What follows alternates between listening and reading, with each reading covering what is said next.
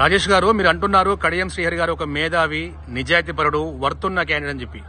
మరి అక్కడ టీఆర్ఎస్ శ్రేణులు ఏమంటున్నారంటే, టీఆర్ఎస్ శ్రేణులు కావచ్చు, లేకుంటే నిన్న ఒక మీడియా ఛానల్లో కేసీఆర్ మాట్లాడుతూ కడియం శ్రీహరి గారికి చేయాల్సిందంతా చేశాము, ఒక ఎంపీ ఇచ్చాము, ఎమ్మెల్సీ ఇచ్చాము, ఉప ముఖ్యమంత్రి పదవి ఇచ్చాము, అంతకంటే ఏ రాజకీయ పార్టీ కూడా ఇవ్వదు.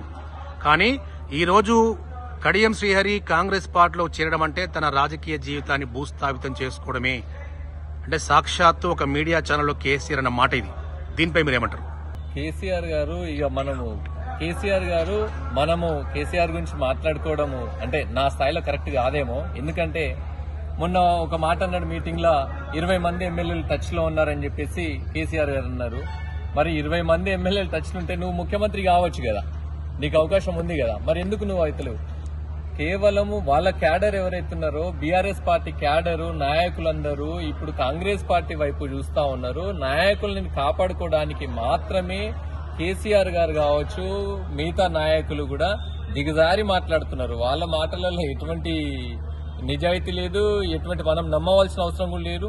ప్రజలు కూడా వాళ్ళని నమ్మే పరిస్థితి లేదు. ప్రజలు మొన్ననే బీఆర్ఎస్ పార్టీని ఏం చేయాలో చేసిర్రు, కాంగ్రెస్ పార్టీకి అధికారం ఇచ్చిర్రు. మనం వాళ్ళని నమ్మాల్సిన అవసరం లేదు. అదేవిధంగా కేసీఆర్ మాటలు జనాలు ఇప్పుడు పట్టించుకునే పరిస్థితి కూడా లేదు, ఎవరు పట్టించుకునే పరిస్థితిలో లేరు. ఎందుకంటే నీకు 10 ఏళ్ల అధికారం ఇచ్చినాము, ఏ గ్రామంలో ఒక్క ఇల్లు ఇవ్వకపోతే, ఒక్క ఇల్లు కూడా గ్రామాలలో 10 సంవత్సరాల కాలంలో ఒక్క ఇల్లు ఇచ్చిన పరిస్థితి లేదు. అంటే చాలా ఇబ్బందులు ఉన్నాయి గ్రామాలలో.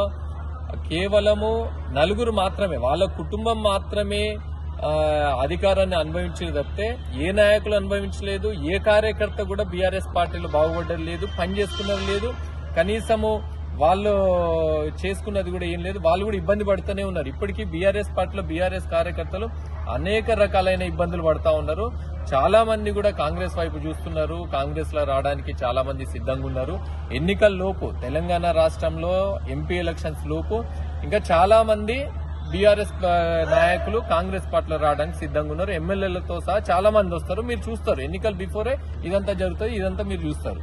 సో నిన్న జై స్వరాజ్య వోల్ టీవీ సాక్షిగా మాదిగ హక్కుల దండోరా రాష్ట్ర అధ్యక్షులు రేగుంట సునీల్ మాదిగ్ గారు మందకృష్ణ మాదిగ యొక్క ప్రపోజల్ మేము వ్యతిరేకిస్తున్నాము, మందకృష్ణ గారు బీజేపీ పార్టీకి సపోర్ట్ చేయడం అంటే ఇది చారిత్రాత్మక తప్పిదం, మాదిగ హక్కుల దండోరా కేవలము కడియం కావ్యకి మేము సపోర్ట్ చేస్తాము, కడియం కావ్య గెలిచేంత వరకు మేము ముందుండి గెలిపిస్తామని చెప్పి సునీల్ గారు అన్నారు.